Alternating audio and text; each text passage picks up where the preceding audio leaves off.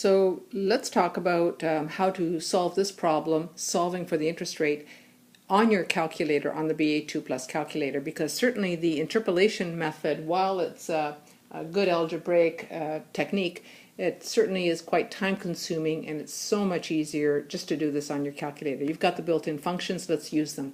First of all, we want to know the rate compounded quarterly at which quarterly deposits of $500 will accumulate to $16,000 in 6 years. So 6 years with quarterly deposits means that we're going to have 6 times 4 deposits per year, or a total of 24 deposits. And it's absolutely critical that you know how to count the number of deposits in an annuity. So we're going to have 24 deposits of $500. In total, we're depositing 500 times 24, or $12,000 overall. The accumulated value at the end of 6 years is going to be $16,000. So that means that at the end of our 6 years, we will have a final accumulated value of $16,000. Are you ready to do this on your calculator? First of all, let's make sure that all of our registers are cleared by using second clear TVM or second clear work to clear off your registers. And we're going to key in. I'm going to start by saying the simplest thing is just to enter in 24. So we're going to type in 24 and press the N key. So N is 24. The next thing that I'm going to ask you to do is key in the payment. Why not? The payment is $500. And so let's key in $500 and then press the PMT button. The next thing that we need to do is to think about what we're going, oh yes, the final value. Yes, the final value is $16,000. And this is where a lot of students make a mistake here, because what's important to note for the final value is that the final value has to have a sign that is the opposite of the payments.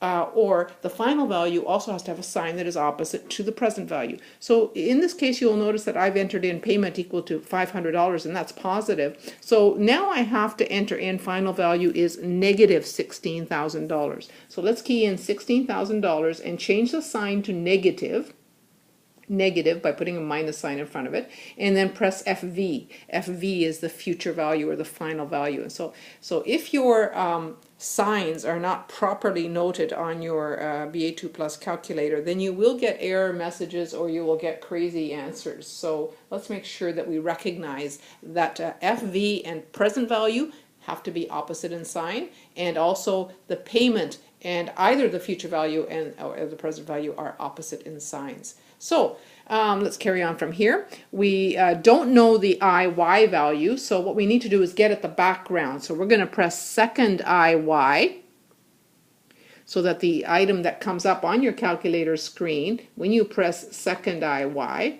in my case it comes up as PY. So the calculator is waiting for me to enter in PY, and PY means payments per year. So I'm going to enter in 4 payments per year. But when you enter in the number 4 for payments per year or PY, you must remember to press the Enter key, which is right below the Set key. It's in the upper left-hand corner, second column in. So press the Enter key and then press the down arrow button. So press Enter